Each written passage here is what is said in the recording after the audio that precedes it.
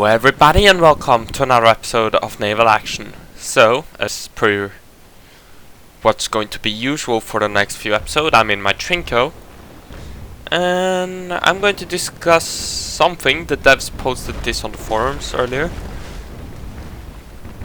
There's gonna be a new content patch soon. Not too soon though, it's estimating about 2 weeks from now. So, in the month after February, which I think is March. Months aren't my strong suit, okay? It's March. I hope. I'll be going through what the patch includes, or is going to hopefully include. What it's not going to include, why it's a good thing, why it's a bad thing, hopefully. And meanwhile I'm doing that, I'm gonna shoot these renomés up to bits. So let's begin with something which the devs actually said they wouldn't work on for a long time. And it's UI related, that's why it's interesting. But they're gonna do a new store interface. There's going to be a lot of direct quotes from the thread, but they wanted to improve the store information for players. And they want to make it easier for you to buy goods, a lot of goods at once. So like now, you know, for example, if you want to buy iron ore, you have to buy it at 200 pieces at a time. So you drag it all the way to the right, press purchase, drag it all the way to the right, press purchase. And then you have to do that repeatedly. Now you can, instead of doing that 5 times to get 1000 iron ore, you can just 1000 iron ore buy 1 time. Which will of course be a welcome change. I hope they do the same with crafting, since it's very annoying. But either way, this is gonna be, the next thing is gonna be where the meat of the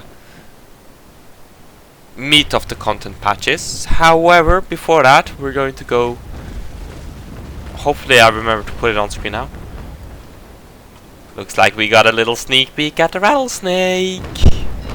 That looks like the rattlesnake, if I'm not mistaken, which is a US brig, question mark.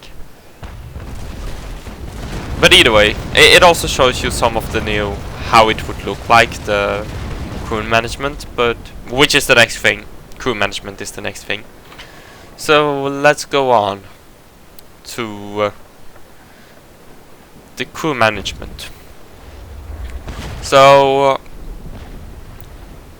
all tasks will have a certain amount of crew to them. So say gunnery, say I'm in a Trinco gunnery, there's like 200 people, sailing 100 people, and repair 0 assuming my ship doesn't have any leaks, and boarding 0 assuming I'm not boarding. So you have 3 different options. You have optimal crew, which would be the max amount, which would mean that the task is filled as quickly as possible. You would have minimal crew, which is the minimum required to do it, and you have of course less than minimal, in which case you can't use it at all. And this system would turn extra hammocks into something which at the moment is useless, since it's linear. You lose 10% crew, you have 10% worse performance. Like, your performance is like you've had 10% less. However, with this system, from what I gathered, is you'll be able to kind of assign tasks to different, like,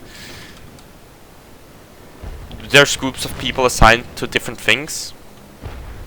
So say you lose 50 crew at the guns, you can send those 50 crews to the guns. I might be wrong.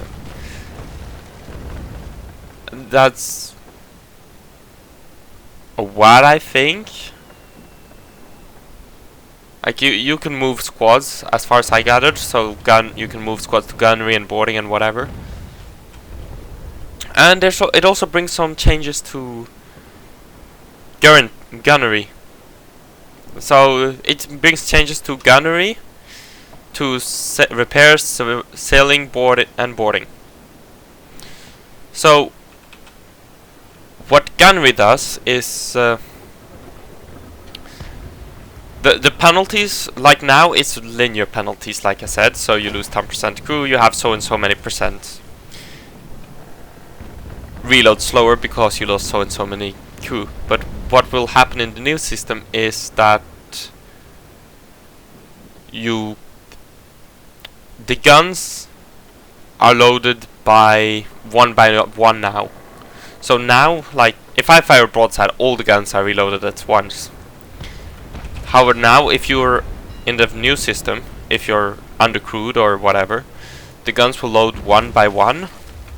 So let's say one gun can reload quicker. So, say I fire and it takes half a minute to reload. Say I have two guns, it takes a minute to reload. What happens in this current system? It takes 1 minute. However, in the next system, it'll still take 1 minute in total, but it'll take half a minute for one gun to load. While that happens, the other gun isn't loading, and then when that gun is done loading, the next gun will start loading, which of course will lighten the penalties of undercrewed or being graped, which is interesting. And of course the reload, you'll have quick reload on lighter guns.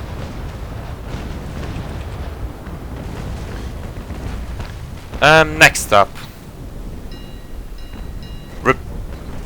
repair survival changes. So this is the best part. Now if you go to survival like I am now, everything is slowed down. What will happen in the future is, if you have one league for example, you'll have 5 people going in survival, which will mean that the penalties to repair leaks and such will be less if the leaks are less, if you have less leaks or your state of the ship is better. However, the worse the situation is, the larger penalty you pay for repairing. So that's a nice change in my opinion. And next up, sailing. It's just you have a certain amount of crew required to sail. Sailing will be just about the same as now. However, of course, what this also means is, if you say have 50 crew in a victory, before, if I'm not wrong, you could, well, let's be more generous and say 100. You could still sail, albeit very slowly. You could still load your guns and do all that and repair, although very slowly. In this new system, from what I gathered, you would have to choose, because 100 crew you'd have enough to sail, but you wouldn't have enough to reload the guns with only 100 crew. Or you'll have to load your guns, but you won't be able to sail since you don't have enough crew. So then it would require you to keep on switching focus, which of course would take time, since the squads moving from say sails to the guns will take time. And the more crew it is, the more time it takes, if I get it right. Or squads, or whatever you want to call it. So yeah, I like that. And of course you also have boarding, which I forgot to mention initially, but boarding will work like this. You get a, when you go into boarding, let me read it. I'm gonna read this out loud since I'm not too sure on this. Boarding crew has to be allocated before the boarding, so you have to go into boarding mode to allocate crew to board. And the main difference with the old system is this: if you have enough men, you can shoot guns and have boarders ready at the same time. Some ships with low number of guns will shine as a result, for example Links, which will move it away from being a useless piece of shit. Although it probably will still be a useless piece of shit. I love the Links due to, when open world first started, that was your starter shit, and it was awful. But anyway, And it will allow you to board when you are sinking, sending some men to repairs and the rest to boarding party. Now of course you would have to board them, like you go into boarding, then you board them, and then you go to survival. In the new system you could send some men to boarding, you would have some men to survival, so that you don't have to wait until you actually board them, which makes it, that will make things less riskier, I'll be honest. But oh well. I don't think this is a bad thing. So, in the future they'll add the following changes to boarding, but it won't be in the next big patch, or the next patch. In the future only prepared boarding crew will fight in boarding for both sides. So if the men who are manning the guns won't be in the boarding action. 5 deck guns will be moved out of the boarding interface, and you will be shooting your actual duck guns, and you'll have to have people man the guns to shoot them. And disengage duration will be affected by several commands and factors. Yes, that's something I've been waiting for. The 4 turns boarding is just... it can make boarding annoying at times.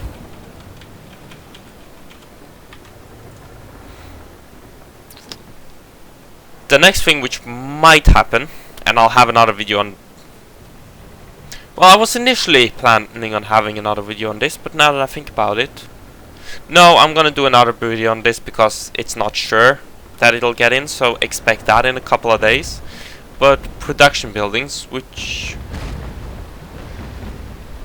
will basically be another way of getting resources other than AI shop, and will help move to player controlled economy, which is the goal of this game, to have an entirely player based economy, which of course I'm looking forward to. Next up, there is 2 to 3 new ships will be delivered after the patch, as they need more time to be tested and fine-tuned. So they'll be a bit late, but we'll still have the ships soon.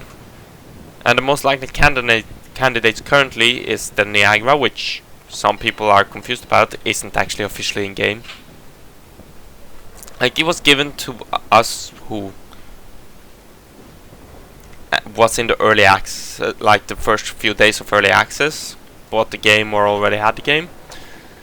But other than that, it wasn't given. And of course the SX, which there's a video on my channel, a little cinematic or whatever, which was given to testers who helped out in the making of the Naval Action trailer a while ago. But it's not in the we don't have access to it anymore. It was before the wipe. Essex is a nice looking ship, might I add. But either way, I also suspect, I hope the Ingemanland will be in, since she looks beautiful. A man can dream, can't he? Next is some gameplay tuning. So, ship's curves and turning adjusted to more historical levels. So, ship's curves, I assume that's speed curves, since as the dev stated, a lot of heavy vessels have excellent performance close hold, which is causing problems right now. So yeah, PvP reward for kills assists. We will start granting additionally monetary reward for kills and assists in PvP. That's nice. I like that. PvP needs to be encouraged more. And BR changes for vessels. No one's surprised at that. And shorter entry timers for missions, events and open world battles to provide more control for solo small group players.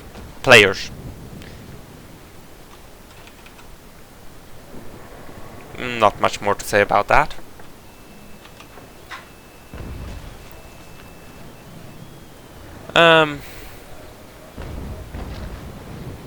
Next, combat tuning. Always exciting. I'm getting hammered a lot more here than I should be. It's probably because I'm not paying too much attention.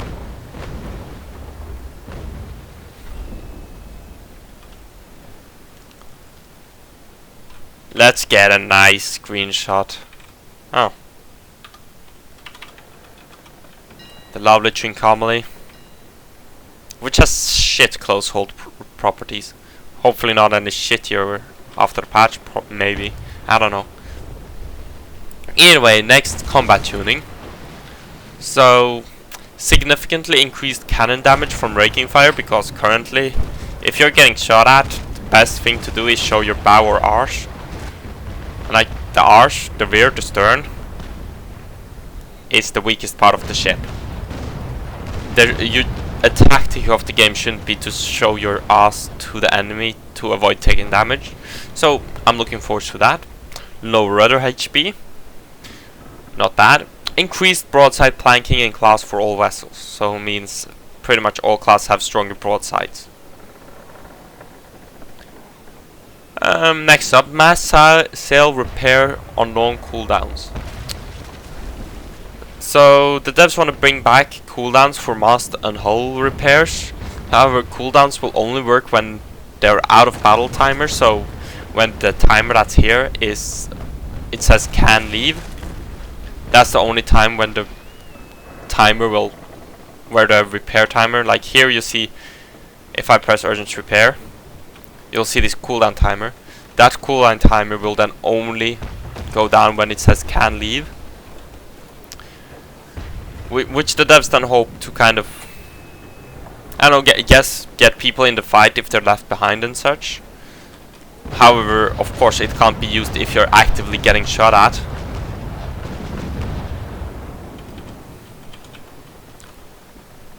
Next up, cannon fire improvements. They want to give more penetrating power to all cannons at very close range and reduce it for some cannon types at longer ranges. And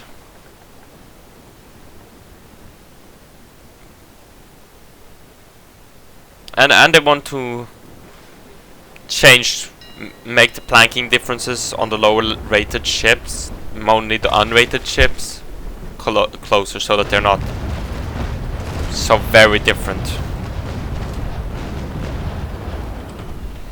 But yeah, this is this will be I'm looking forward to this patch. It's gonna bring a lot of change. I love the crew changes. And the production buildings, well, you should expect that in a video in a couple of days, but the crew changes will, it will introduce another element. I don't believe it's, you won't get a situation as in StarCraft where you have people doing like 100 billion actions per minute, because this game is a very slow paced game, and most of the crew focuses and such, crew management I mean, at this current patch involves at the start of the game you press 7, you get a leak, you press 8, you go boarding, you press 9. Your leak is fixed, you press 7 again, you're done with your boarding, you go 7 again. You don't touch sailing because it's almost useless. And you repair, well, you repair. So I'm looking forward to those changes. Hopefully it'll make the gameplay more interesting. Not that the gameplay isn't interesting, because I really enjoy this game. Especially PvP can be quite intense. Even simple PvP battles can get your heart racing and all that.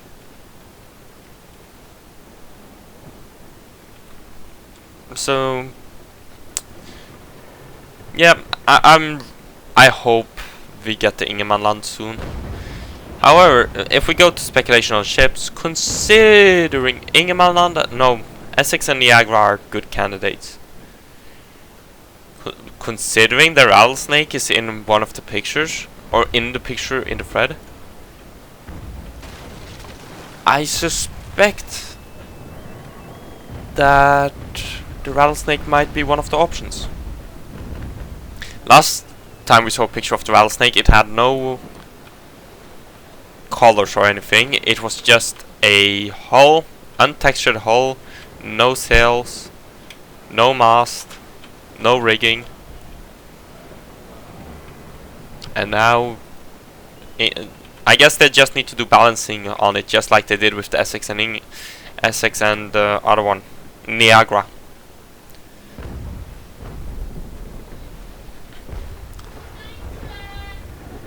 Be right back. Sorry about that, family being annoying. I'm getting dessert. I'm recording this right after dinner. But well, since I'm getting dessert now, I think it's a good time to end the episode. I've gone through everything anyways. Production buildings, I'll talk about that in a couple of days. There's another video coming up about land in battles. You heard that right, land in battles. But yeah, so it's time to end the episode here. So this has been me and the lovely Chincomely, which has more holes than Swiss cheese right now, except for the lovely stern. And sorry about that. I'm gonna end the episode here. So thank you for watching, and I'll see you next time. Bye.